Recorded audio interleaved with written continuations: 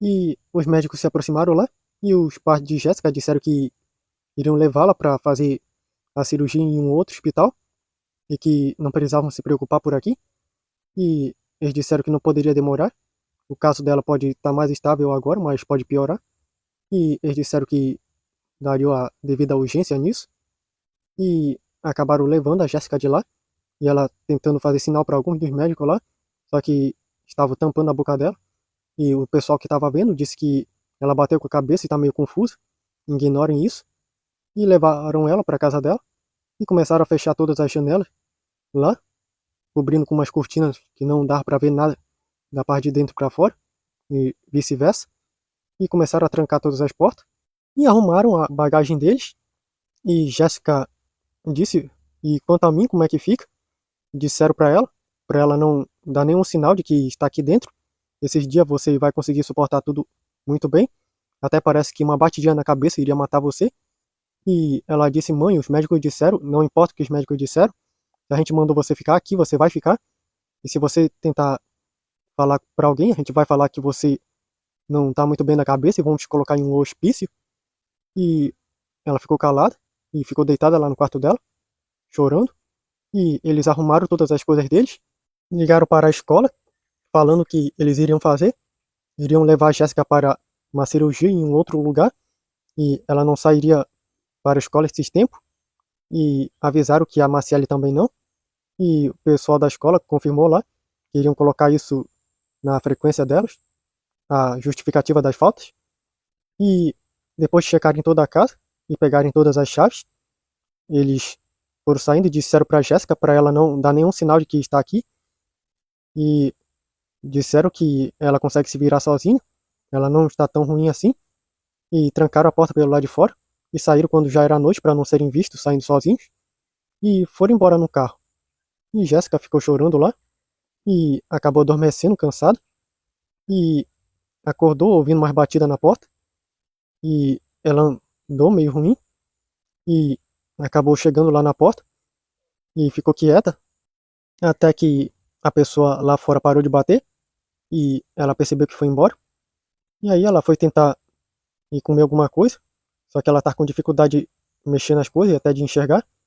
Ela não conseguiu, então ela foi se deitar no sofá e ficou um bom tempo sentada e acabou adormecendo um pouco e acabou acordando um tempo depois com uma dor de cabeça e ela foi tentar tomar um banho para tentar aliviar também o calor que ela estava sentindo e ela não conseguiu ligar o chuveiro e estava com um pouco de fraqueza e com dificuldade para enxergar e ela começou a sentir mais fome e ela voltou pro sofá e se sentou, começou a chorar e de repente ela ouviu uma batida na porta e ela se aproximou da porta e ela ouviu o João falando lá fora, Jéssica, você está bem?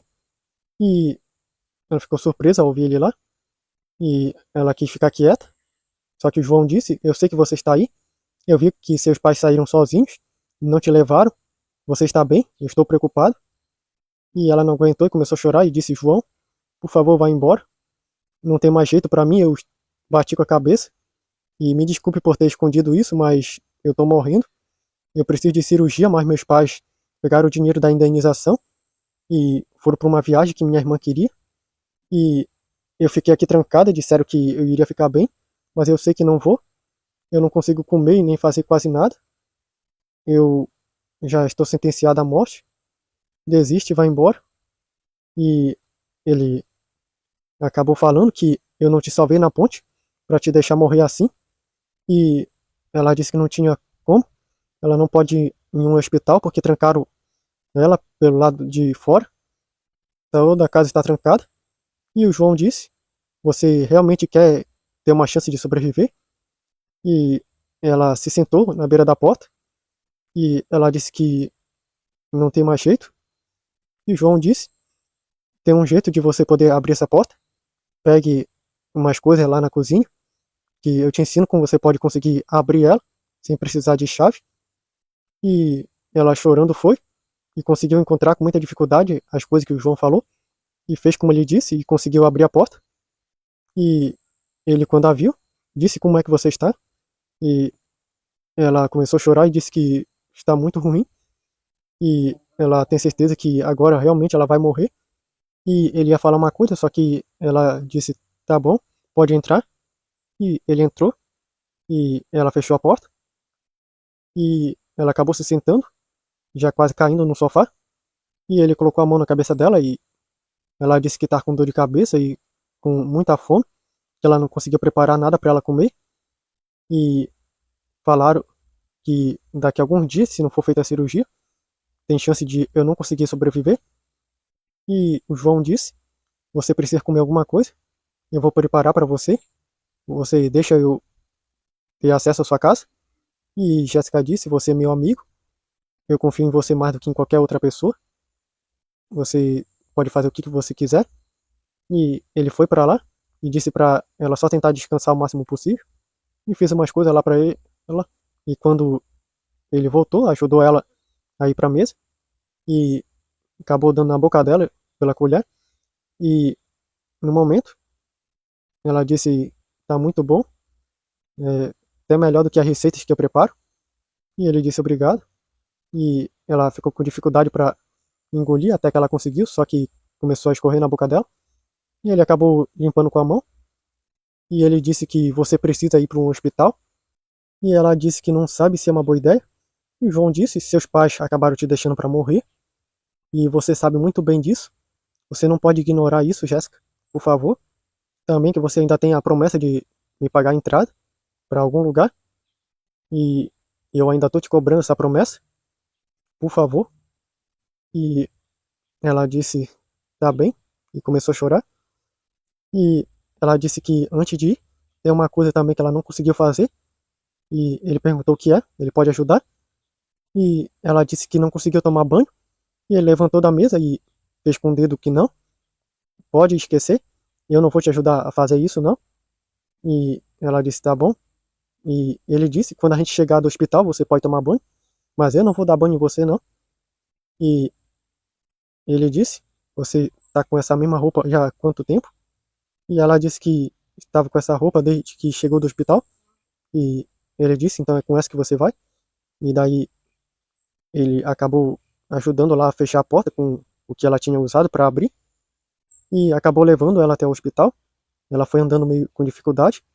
Em um certo momento ela disse que não aguentava mais andar. Ele carregou ela no colo e chegou no hospital e disse que ela precisa de ajuda imediatamente, ela não está bem. E ele falou o que ela tinha, pois ela está com dificuldade para falar em certo momento. E os médicos examinaram e foram lá com o João e perguntaram se ele era parente dela. Ele disse que não era. E disseram que precisam avisar os parentes dela, que não tem mais jeito. Ela já está muito ruim, agora é só esperar o pior. E o médico saiu de lá e ele foi lá e perguntou se podia ir ver a paciente, Jéssica, e permitiram, já que ele foi quem trouxe ela. E quando ele chegou lá, ele perguntou como ela estava e ela disse que não muito bem. E ela perguntou se ele trouxe o diário dela e ele disse que havia pegado do local escondido para caso ela quisesse escrever no momento. E ela pediu para ele escrever lá e ele perguntou o que que você quer que eu escreva. E ela disse: um dia desses eu desejava morrer por estar sozinha, mas hoje eu quero sobreviver. Eu não quero morrer. Eu quero poder conhecer mais do mundo com você, porque você me fez querer viver. E ela olhou para o João e disse: você tem esse olhar, um olhar para o mundo como se tudo fosse ficar bem. Obrigado por ser meu amigo. Você é a melhor pessoa que eu conheci em toda a minha vida. Se um dia você sumisse, eu não queria te esquecer. E um médico chegou lá e disse que ela precisava descansar um pouco e pediram para o João sair. E um pouco de tempo depois, um doutor passou por lá, por onde Jéssica estava, e de repente ela falou: eu não estou sentindo mais nada.